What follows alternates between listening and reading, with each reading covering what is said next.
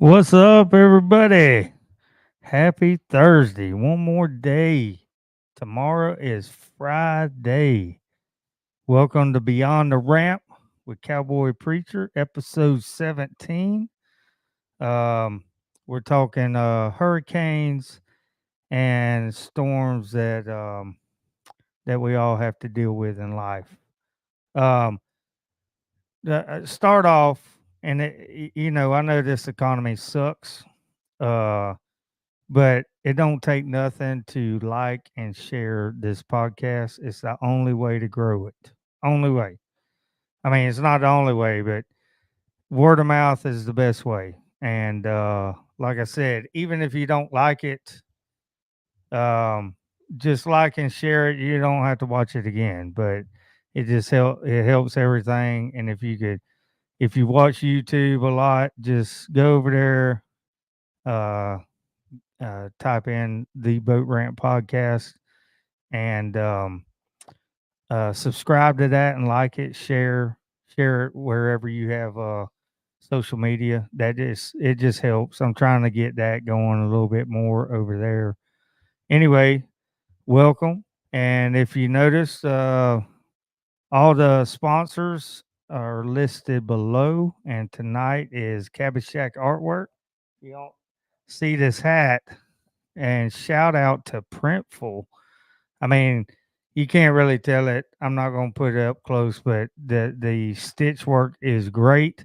It matches the logo up in the right hand corner as you're watching. Anyway, the little video I had of the shirt and sticker that's for the hurricane here recently, Mr. Milton. And anyway, it's on the website. The website's listed below, cabbagesshackartworks.com. And all proceeds go to somebody. So if y'all start, I thought I'd have the shirt today. I think I get it tomorrow. So I'll be wearing it on tomorrow night's podcast, Two Guys, One Doc. Check that out tomorrow night, 8 o'clock, same time. So anyway, all proceeds once I get start people start buying it, then I will find somebody to give the money to. Uh, Also, I haven't put it on the website yet. My buddy up in that has a place in Horseshoe, they got devastated by Helene. I mean, like wiped out. Their places up there. Um, the design that you just seen here, I did something for them that says Hooked on Horseshoe. It's an organization that does a tournament to raise money from Dahlia that wiped out a lot of Horseshoe, and Helene just finished it off. But anyway, I did uh, some wood art with all that on it, and already the first four pieces I just gave to him, and whatever money he gets from that goes to them. The design I did for the artwork, he put it on a shirt, Monster Incorporated up in Lake City. He ordered 100 shirts, and he's already got half of them sold, and all those proceeds go to help out up there too. So I'll be putting that on if you want to buy one of the plaques. If you want the shirt that I designed for Milton, if you want it in artwork, let me know. I'll give you a discount. Anyway, that's that's pretty much it. I mean, as always, I got a shout out. I mean, our sponsors are listed below. The codes: Southern Sass, Cosmetics, Kraken Jigz, Powercore Rods, and Cabbageshack Artworks. I don't have codes yet, but I'm working on that. Anyway, but always Okeechobee Rustic Company. She's a small business, and I just love her products. The laundry soap I use all the time. It's all natural. No, technically, I don't know what's in it. All I know is she had some things happen in her life with her son, and she researched, and all the products she uses not harmful to yourself or the, you know, your house or whatever. Anyway, she's got these right now. Pumpkin lanterns, smells good. Pumpkin spice, everything nice. And as always, this helped me during Milton. Go bug somebody else. Mosquito spray. I'm telling you, I put it on, no bites. Sat outside, said, "Come on," and nothing. So anyway, let's get started.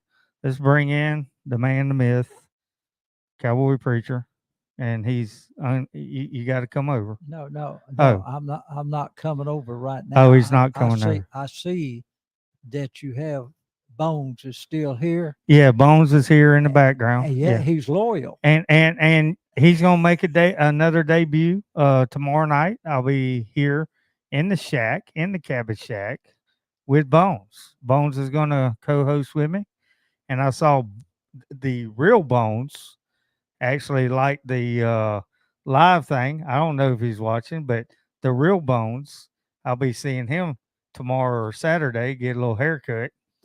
All right, this shows you how old I am. Okay. All Uh right. oh. Uh oh. I can't figure out when that sorry thing is cutting hair or not. I went in there today. They said, "Oh no, this is his day off." I Oh said, "Every time I come in here is his day off. yeah, That boy yeah. don't never cut hair." That's Thursdays or the day off. That's golf days. That's golf days. Oh, that's what it Yeah, is. Thursdays is golf days. Okay. Yeah, I always look for the car. It's either parked across. Yeah, I just look for the car. Well, that's old people. See, I can't keep my mind on that thing. Yeah, Say, yeah, yeah. I mean, that's why you come to young people and ask well, questions. yeah, Yeah, yeah, yeah, yeah. yeah. I All always right. think that. I always think Billy's driving a truck. So I see a truck there. I think he's there. He drives a car. Oh yeah, yeah, Yeah. So anyway, yeah. hey Billy, I'm messing with you. You know I love you, but All right. So tonight is hurricanes. Since we just went through one, and storms that we face in our life, and we all face some kind of storm, whether big or small. Um, you at some point in your life you're gonna have some controversy, and I always go first before we get into this, and right. we're gonna have a good discussion Yeah. from the Bible standpoint. But I always go to Psychology Today. That's the one I go to for is how the world and therapists. Since this is, I mean, basically this is a mental health type podcast that we do Right. Right. to help you out, Yeah. help you Yeah. out, helps us out talking about it. I even learn some stuff every now and then. Uh, but anyway, this lady, PhD, this doctor, her name is Tamara L. Goldsby.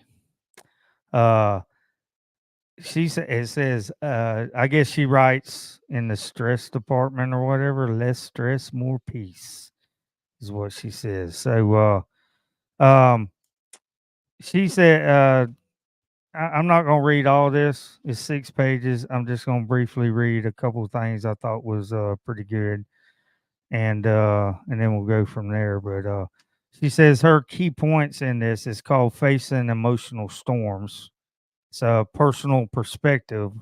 What gift or lesson can you glean from times of upheaval?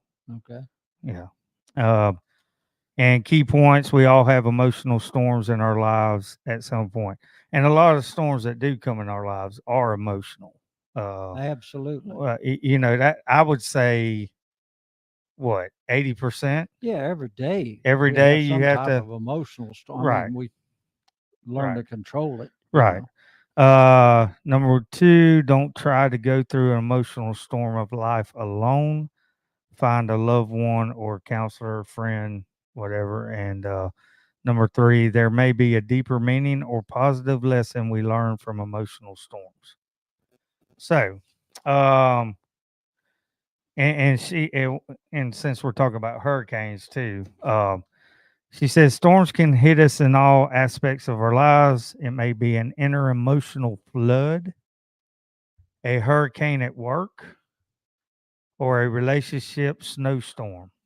Hmm. So when storms come crashing on us, though, we often need to make a choice. Do we turn and face the sleet and ice head on, or do we retreat into safety of a warm, cozy cabin to ride out the storm? And do we enlist the help of trusted loved ones to try to face this, so we don't face a storm? Oh, wait, hold on. Do we enlist the help of trusted loved one, or do we try to face it by ourselves? And more time than none, we try to face it by ourselves. I know where you and I would go, um, but guys in general often face storms by themselves if they don't have God or to look to. But oftentimes men will, we hold things in and we deal with our storms eternally without reaching out a lot of times. Okay, we can. This is a whole different topic. Yeah. Okay, Mm-hmm. on dealing with emotions. Mm-hmm. Um, one of the problems right now with this, and this what I'm saying, it can get into another Right. topic now. Uh, this feminist thing Right. about Right. about equality. Right. Okay, that men and women ought to be equal. We know it's a fact, and they talk about emotions.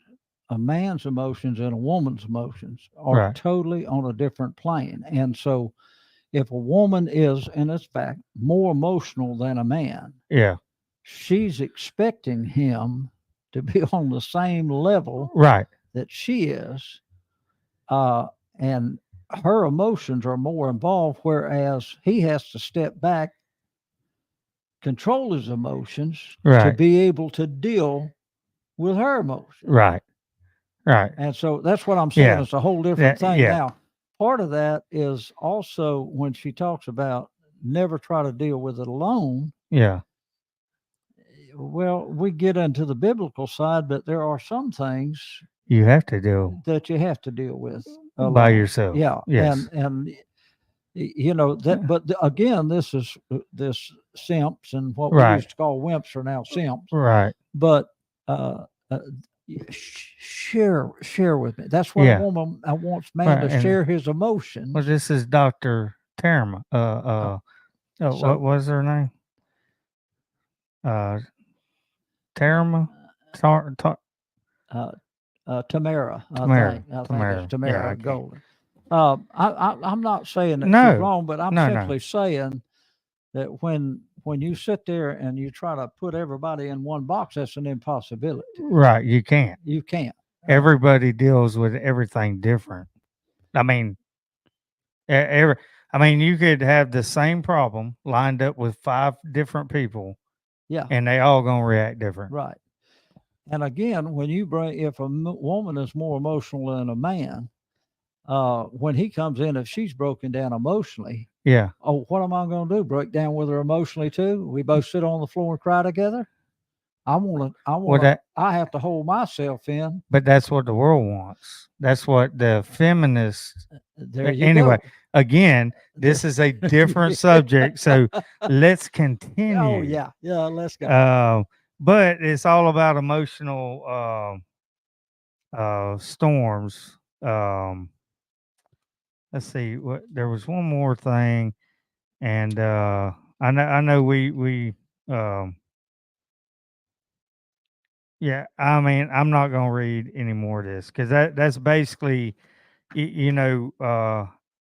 like she said, are you gonna, when you have a storm come in your life, are you gonna sit down and pout, Right. or Right. are you gonna get up, face it, deal with it, the best ability you can deal with it? Right. And Right. like my philosophy is one box at a time. When you're Yes. dealing with Yes. a issue, you may have 5 issues. You can't deal with them all at one time. Right. You got to take one, deal with that second one. But once you start dealing with that one and you get that taken care of, you start to forget about the other ones where you can take your time to stack that box, then go grab that one and get them all Right. situated. And eventually you'll come out of it. It may take a little bit. You ain't gonna do it overnight all No, the time. no. But I'm just saying, one box at a time when you're dealing with a multitude of stuff at one time.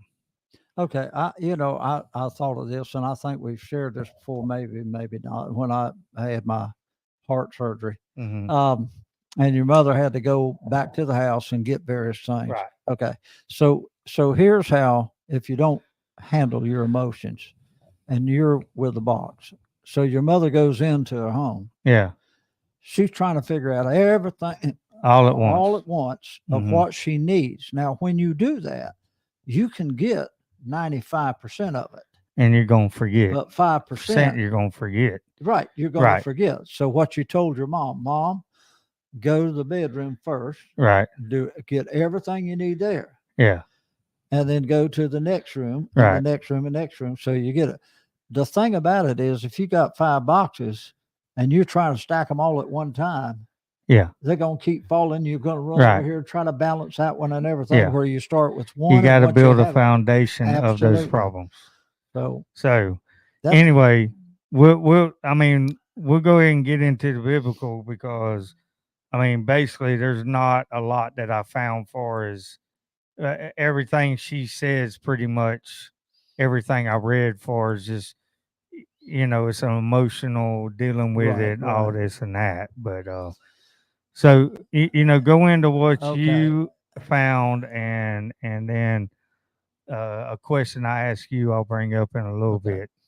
All right. So here's what people, I'm talking about outside of the Christian faith. Okay. Hmm. And again, I speak from the biblical viewpoint, but outside the Christian faith, um, they're wonder why. Okay, if you're a Christian, I hear all these Christians give a testimony about what God is doing, and He did this and He did that and everything. Well, what about these people up here in North Carolina? What about people in Milton that had their homes destroyed? And here, Yeah. look, Yeah. I'm a minister, but you're not. No. And so you sit there and watch the tornado come down the front yard. Yeah. Okay, it went up Right. from our house. Yep. Didn't touch it. We had a few leaves and branches Right. on the ground. Jumped over and did damage and injured somebody 2 blocks from us. Right. So now people say, I hear you Christians say, well, what about all these going through this and losing their homes and everything else? So to understand the Christian faith, and it's because it really comes down, we act like we've just discovered this thing. Our adversary, which as Christians view as Satan, our adversary has no desire for you to think rationally. No. Or think about things. No. To sit there, we grew up, we call it common sense. Okay. Right. So, but they don't want you to think. He doesn't want you to think rationally, because if you think rationally, you'll begin to question what he does and things like that. He wants you to think chaotically. Absolutely. So instead of saying, wait just a minute, let me look at this. Well, with Christians, what it has to go back to the beginning. Okay. God created male and female. Of course, we've done that. Questioned that. Right. So, but our God, the God of the Scriptures, God of the Bible, created male and female. He gave them boundaries. He gave them, this is what's required of you, and they decided. True again. Satan says to the woman, "You don't understand. The reason God doesn't want you to think for yourself." Right. Because then you'd be like him. Yeah, because you'll be as gods, Yeah. knowing good and evil. Okay. So when Satan, look, God created man to have mind, will, and emotions. Okay. And they were in sync. Right. With God. Right. Thought, all right.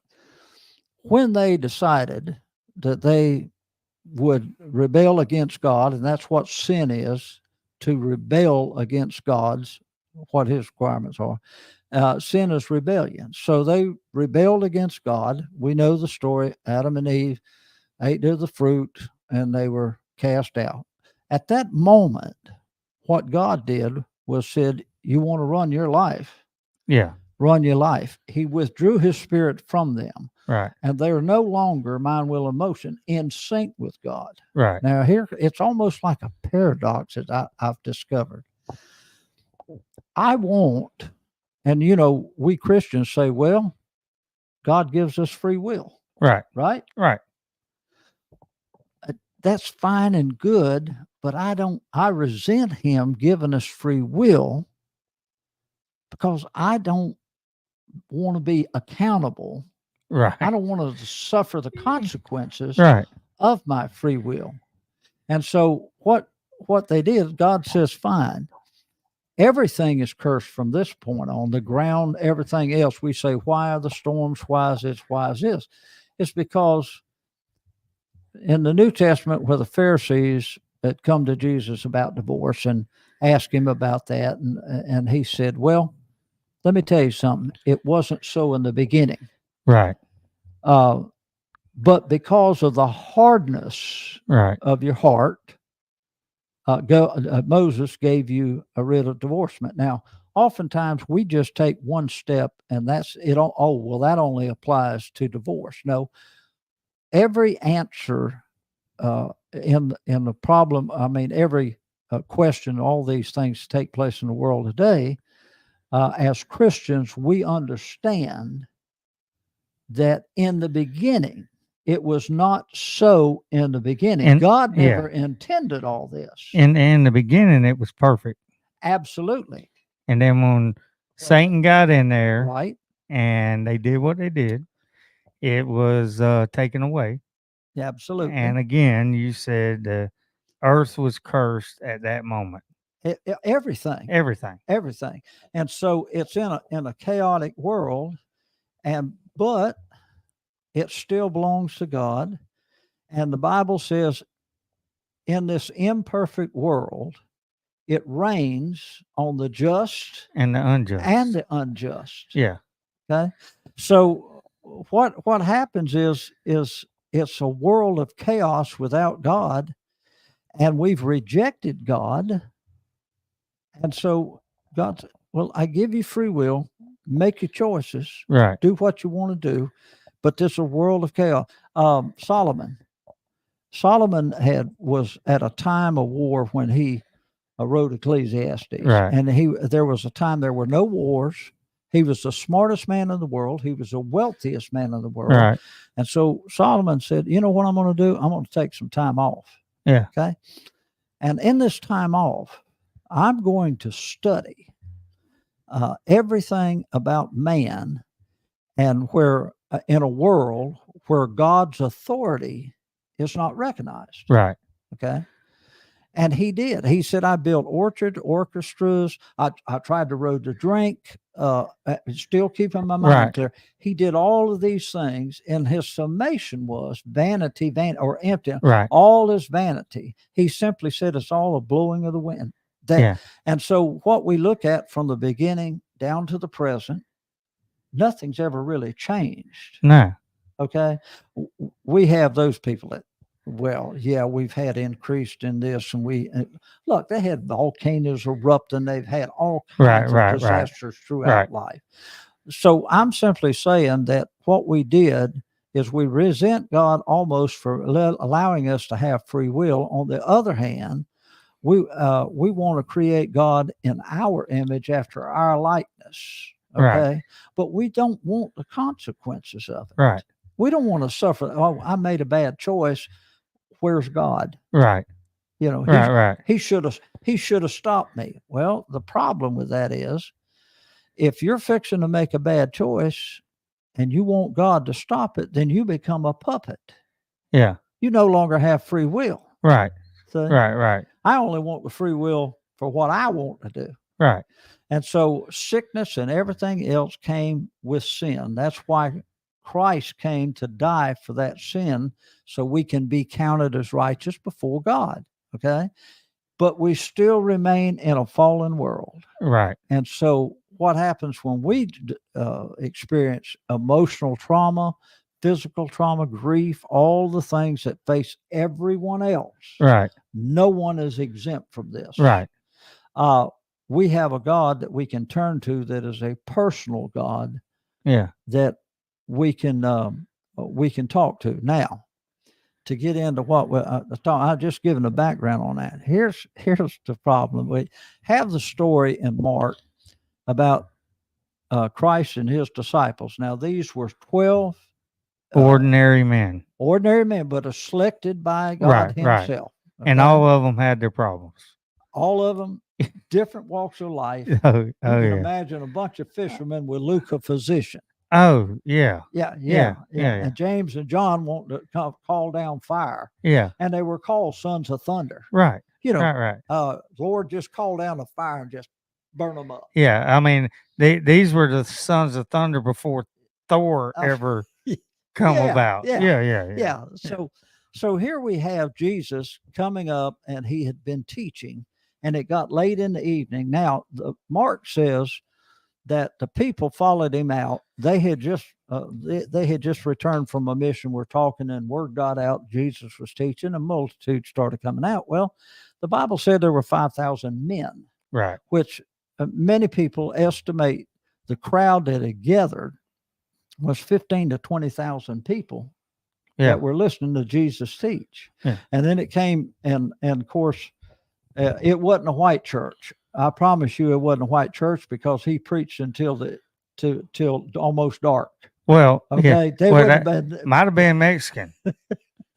Well, it could have been a black church. Yeah, it could have been, because they go a little long. Amen don't mean nothing. It goes another hour. No, preach it. Preach it. But so anyway, he said, "Well, all right, these folks are hungry," and they said, "Well, what are we going to do about it?" He said, "Let them, just dismiss them. Let them go get some food." He said, "You don't send hungry people away." And they said, "Well, what are we supposed to do? We got so much money in the bag here. We ain't got enough money for 15, 20,000 people. That's an impossibility." And he said, "I'm going to show you how to do the impossible." Now, here's what people don't either don't agree with or have a problem with. We assume that every miracle that Jesus performed, Jesus performed it himself. The problem is that when God, the Lord himself, took on the limitations of a man. Right. Okay. Right. So for him to perform the miracle in himself, he would have to, that only God could perform. Right. He'd have to say, "Okay, I'm Jesus, limited by the flesh, but then I'm going to turn into God, perform the miracle. Yeah. Then I'm going to turn around here. Yeah. And I'm going to become limited by the flesh again." Right. Okay. Right. So here's how he walked on the water, performed the miracles, did all he did. He said, "Well, what have you got?" They said, "Well, we got 5 loaves of bread, two fish." He said, "Okay." He took it and committed it to God. Right. And God committed to do it through him. Right. Okay. So to say that Jesus, totally in the flesh, limited by the flesh, did all the miracles? No, God did the miracle through him. Right. In other words, he said, "I commit. I don't know how you can do this. Right. But God, I know you can feed these multitudes." God said, "Sure, I can. I can multiply that fish and bread however many times I want." Right. We found that 40 years in the desert. They should have learned something. And these disciples knew that story. But again, it goes back to nothing's ever changed. We're still the same. Nothing has ever changed. Anyway. So going on with the story, so they even had leftovers. Immediately after that, Jesus sent them to the other side, to on the boat to the other side to Bethsaida. And so he leaves them. He doesn't go with them. He goes up to the mountain to pray. Right. Okay. And while he's on the mountain to pray, a storm comes, and they're tossed and turned, and of course they're afraid. All right. Then he comes walking on the water. Now, here's what people miss about that. Okay. It says, now about the 4th watch of the night, which is like 3 to 6 in the morning. Right. He came to them walking on the sea and would have passed them by. Yeah, he was just out for a stroll. He was going. He was going the to other- meet them. Yes, over there. Yeah. because it was God's will Mm-hmm. for them to be on the other side. Mm-hmm. So he was just walking. Now, again, did Jesus, with the limitation of the flesh, is it possible? It's an impossibility for water to hold up a human body to walk across. Right. Okay. So while he was on the mountain, Christ committed himself to God. God committed to walk on the water through him. He was passing by to meet them because he told them where to go. That was his will. They got scared. They thought that was a haint out there, a booger or a ghost. Jesus was probably walking on the water and talking to God. You know, having just a conversation, having time of just life, strolling. And they get scared. And he said, now here's the interesting part of it. I told you about Jesus saying to the Pharisees, it wasn't so in the beginning, but because of the hardness of their heart. Okay. Then he went up into the boat to them, and the wind ceased, and they were greatly amazed themselves beyond measure and marveled. They were just overwhelmed. For the reason they marveled, for they had not understood about the loaves because their heart was hardened. Yeah. In other words, they didn't understand that he took 5 loaves and fed 20,000 people. Absolutely not. 15, 20,000 people. And yet they had just come back from a revival. Jesus had sent them out. Now, check this out. Yeah. Before the crowd found out that Jesus was there and they gathered to hear him teach, right, his disciples, he had sent them out and 2 by 2, right, the 12 out to minister. Let me tell you what they said. And he called the 12 to himself, began to send them out 2 by 2, and gave them power over unclean spirits. And they cast out many demons and anointed with oil many who were sick and healed them. In other words, they had the power of God through them to do all. They had just experienced the power of God, and they're sharing all this with him. The people come out to him. And I'm sitting there thinking, wait, just I'm not getting this right. They literally saw the power of God through them to cast out demons, to heal, to do miracles. Yeah. Then they get to the feeding. Yeah. And saying that. Oh, how's he going to do that? Yeah. It's the Son of God himself. So he sends them off. And he said the reason was because of the hardness of their heart. Right. And so that's where we come. So oftentimes when hurricanes, tornadoes, as the doctor says, a good doctor, we all have emotional, physical and emotional, economically, on all these things. Immediately, what we do is we don't inwardly reflect. We wonder why this is, how we can deal with it. Why is this happening to me? All of this kind of stuff. Okay. The thing is, oftentimes these things is for us to understand who God really is. Yeah. You cannot serve completely a God that you have made into your own image after your own likeness because of our weakness, our sin nature, okay, our impurity. Right. We, impure person that is weak, that is sinful, that has all this in us, is trying to create a God. Yeah. That's a perfect God, an imperfect trying to create the perfect. But he doesn't want you to think about logically. That doesn't make one bit of sense, and that's why God said, "You will take a piece of wood here. Yeah. You cut down with your own hands. Right. Okay. You hauled it in. Yep. Then you got your tools, and you carve into it some type of image of a bird or whatever. And then you back off and bow down and worship what you created yourself. Right. If you stop and think about that, that's the most. That's like a man saying, "I can be a woman," because I identify. An impossibility. An impossibility. So, what happens with us is that sometimes God puts us in situations to where he wants to reveal himself, because in Romans he said, at one time everyone knew God. Yeah. Okay. But they traded the truth for a lie.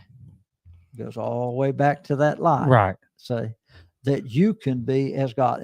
Don't think about it. I'm just telling you, you can be as God. Yeah. Yeah. See? Yeah. Yeah.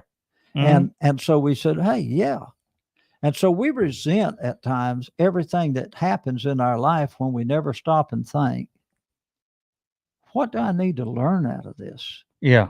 Just like she said, is there a lesson that you go through something and then you say if you go through it with a sound mind, Right. and it's hard to do. I mean, especially if something happens all of a sudden, you tend to panic at first.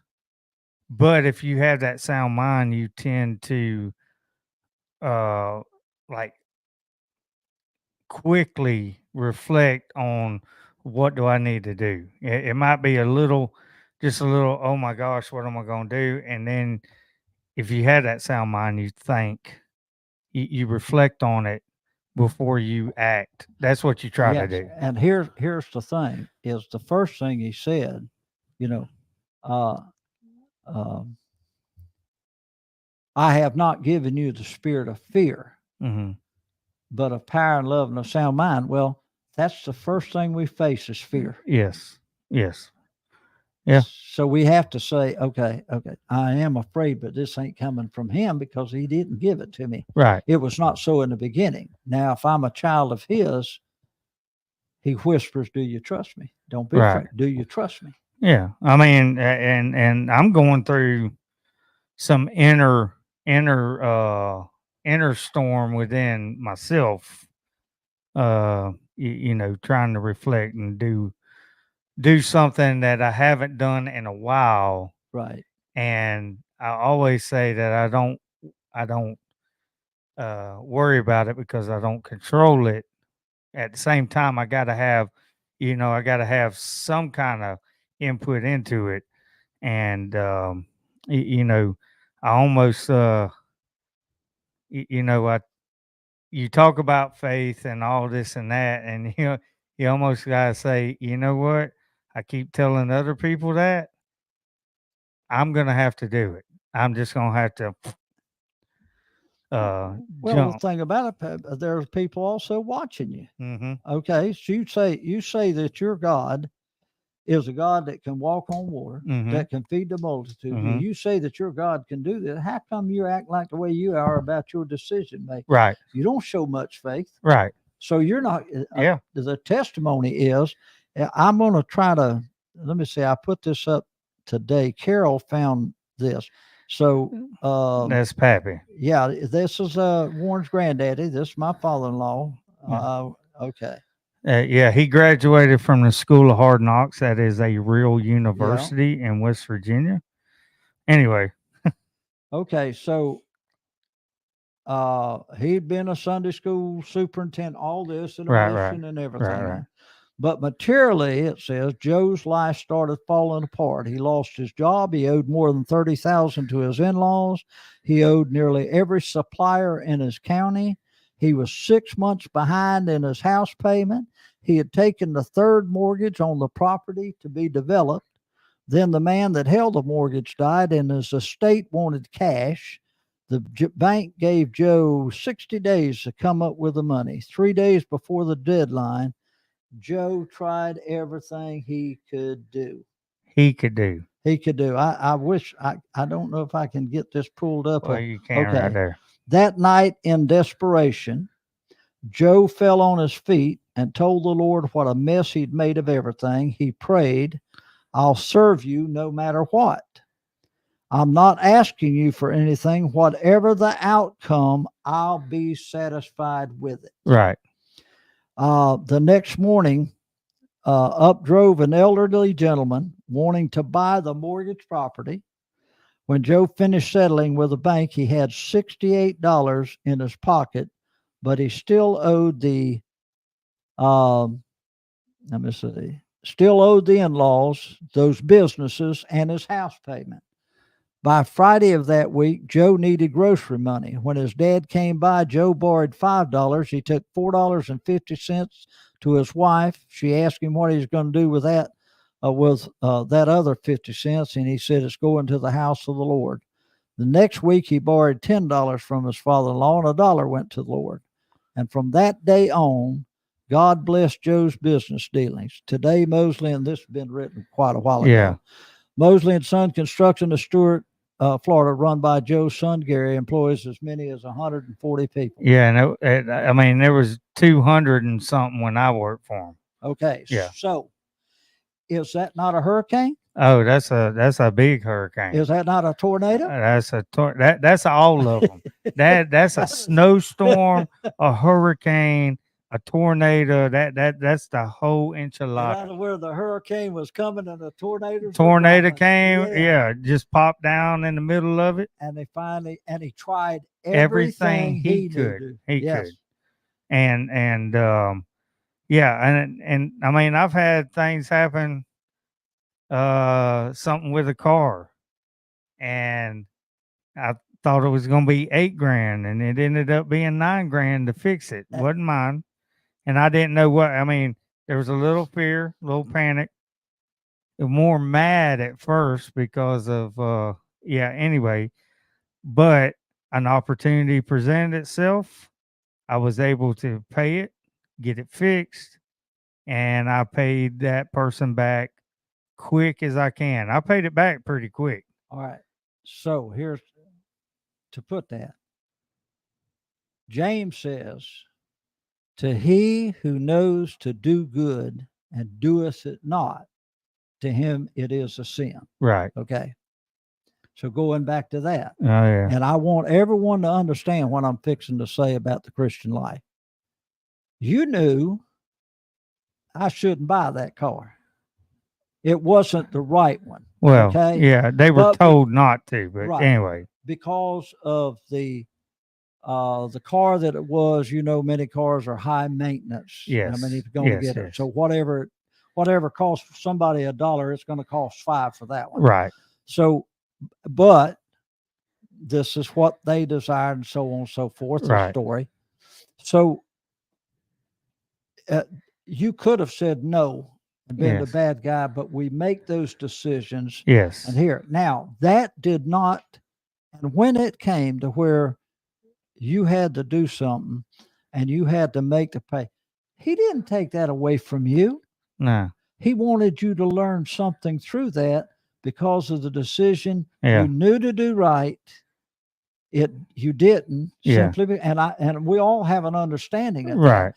And that now it didn't take place immediately. No. It was several years down the road. Oh, yeah.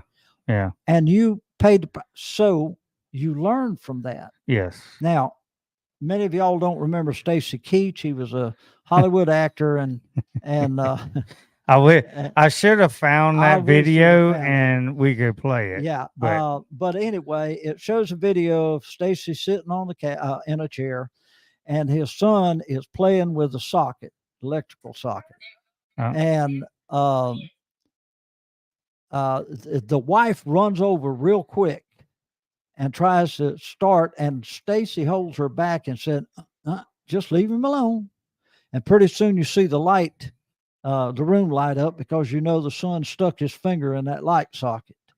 And Stacy says, oh, go ahead. Have you got it? No, go ahead. He says, oh, there it is. Wait, it is. Okay. I want y'all to watch this. No, I got to go talk about it. I got to save it. And so what Stacy says, whenever we know the son stuck, he let his son, he said, I bet he won't do that again.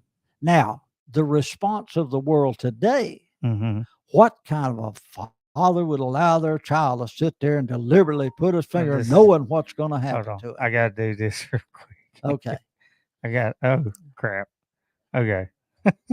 No, keep talking. Anyway, so that's what we have today is people want to try to interfere with what God is trying to teach us. Now, I'm talking about the Christians, okay? Yeah. He tries to teach Christians, and sometimes we keep sticking our finger in the socket.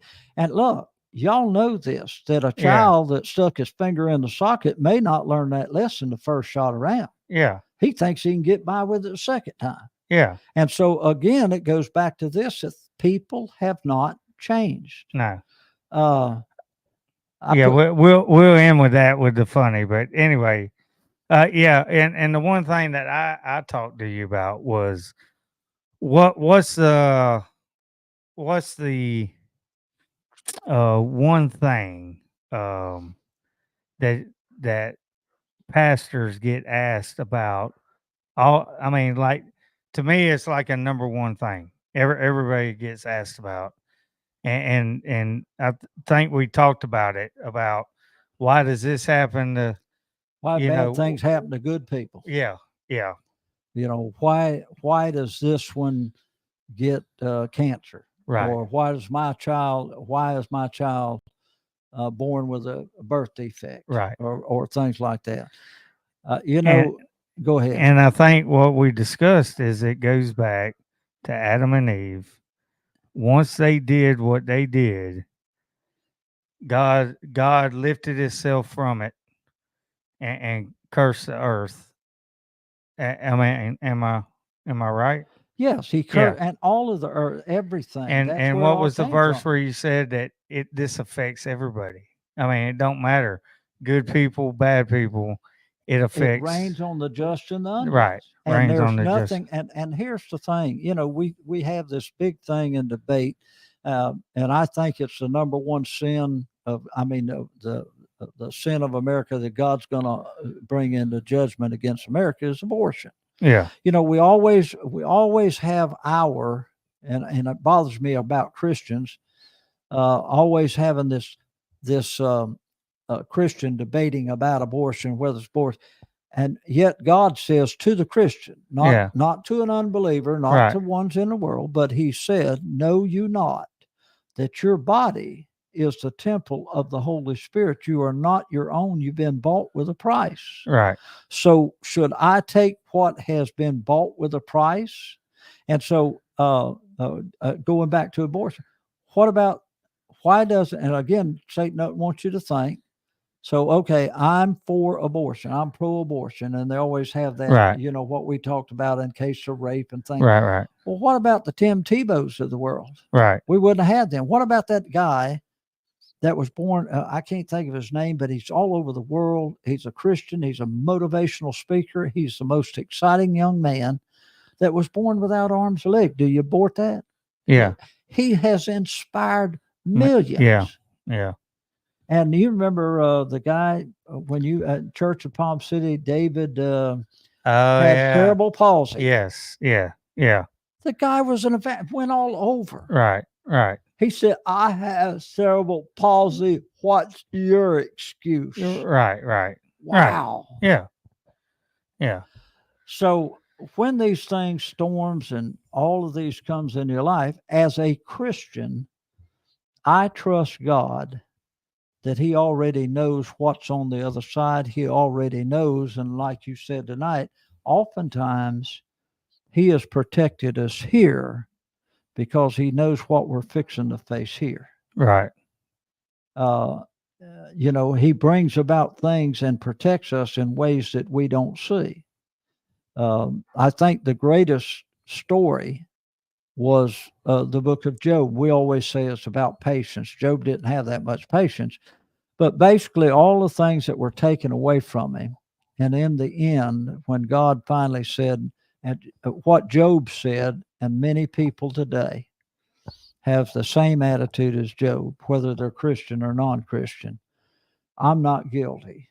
Therefore, I want to plead my case. Right. And if God were here, right, I could plead my case so I could show that I'm not guilty.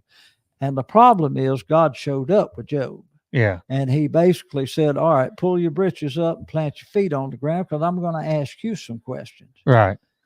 Where were you when all this was formed? How far is the east is from the west? That's why the Bible says his thoughts are not our thoughts. His ways are not our ways. Yeah. Okay. So he never did explain to Job what happened. Right. or why it took. Now we know Yeah. because we have the story. Right. Job didn't have the story. God never explained it to him. Job's answer was, though he slay me, even if he kills me, I'm still going to serve him. Yeah. Yeah. And so as a Christian, I have to believe with all my heart that if I commit it to him, he's going to commit to do whatever he needs to do through me. Joe Mosley's of the world. I know that if God ever required for me to walk on the water, I know it's an impossibility, but I know he can walk on the water through me. Right. I know he can feed multitudes through me. Right. And he is taking care. And we haven't even heard all the stories of North Carolina and Right. but we hear story after story after story of people being taken care of and miracles taking place. Yes. Why other people happen, I don't know why their No. homes were destroyed and this one over here wasn't. Right. But that makes us very arrogant that we think we can demand of God Right. something when we don't even know God. You know, No. it's like an atheist declaring God doesn't exist. And you say, well, how many times you read the Bible? Well, I ain't never read the Bible. Well, at least you ought to have some sense, you know. Yeah. That kind of makes you an idiot, doesn't it? Yeah. Yeah. That you can discuss something that you haven't even read. Yeah. You know, or whatever. But anyway, that's why it happens, and because of the hardness of our heart and the world the way it is. And me personally, I found a new life in Christ. I know I can trust him with my life, whether I live or die. I know that I hit storms in my life. I know that he's in the midst of that storm. And he also knows what's on the other side of the storm. So I live my life without fear, a peace that passes understanding, Paul says. I have a peace that passes understanding. Now, the moment I was caught in a lightning storm one time in my car. Yeah. And I was a brand new Christian. And I said to the Lord, I know I'm a Christian. And I know that you can take care of me. But I just wanted to let you know that this flesh is scared to death. Yeah. Oh, yeah. And, I mean, you know. Yeah. And he probably gets tickled at that. Yes, he does. Because he said, that's right. You'll learn, Jess. You'll learn. So all that said, if somebody's watching or ends up listening to this as a non-believer, is there something like in Proverbs or anything like that that they could go to help them, that might trigger something to help them with what they're going through? Okay, there's a Proverbs 3, 5, and 6 says, and again for Christians, but God can use anything to open the eyes to the truth, because unless the Bible tells us in John 6:44, I think, unless he draws you, right, unless God opens your eyes to the truth, you can't come to him. Right. That means that this idea that I'll come to God when I want to, no. Yeah. Unless he opens you and you see it for the truth. But Proverbs says, 3, 5, and 6, trust in the Lord with all your heart and lean not on your own understanding. Yeah. But in all your ways acknowledge him, and he'll direct your path or make your way straight. Yeah. And that idea came from when the king went out. He had those that ran before him throwing out rocks and everything else to make it. In other words, there's rocks in the road. Yeah. Oh, yeah. But God can remove the rocks. All right. Well, we got to wrap up. I'm gonna throw this on here because you wanted to show this video real quick. This is the Stacy Keach. Oh, okay. This is. Here we go. Don't do that, sweetheart. It's dangerous. No, wait. Well, go on. Yeah. Bet you're not going to do that again, though, are you? That's the best. All right, let me close with this. There's 3 things God can't do. He can't lie to you. He can't change you, and he's not going to let you into heaven unless you're born again. I just want to say that. So, again, like and share is the only way this will grow. Everything's listed below. If you have any questions, The emails listed below on how you can reach me or him or messages. If you got anything you want us to talk about, please. I mean, like I said, the only way it'll grow is to share it. Word of mouth, basically. So, yeah, I appreciate y'all. Enjoyed it, and we'll look forward to it next Thursday. Tomorrow night, I'll be on by myself and Bones. Hold on. Let me move this. Oh, there he is. He's already ready. All right, y'all have a good evening. Oh, crap. Let me start that over. That is ridiculous, Warren. What? Nothing.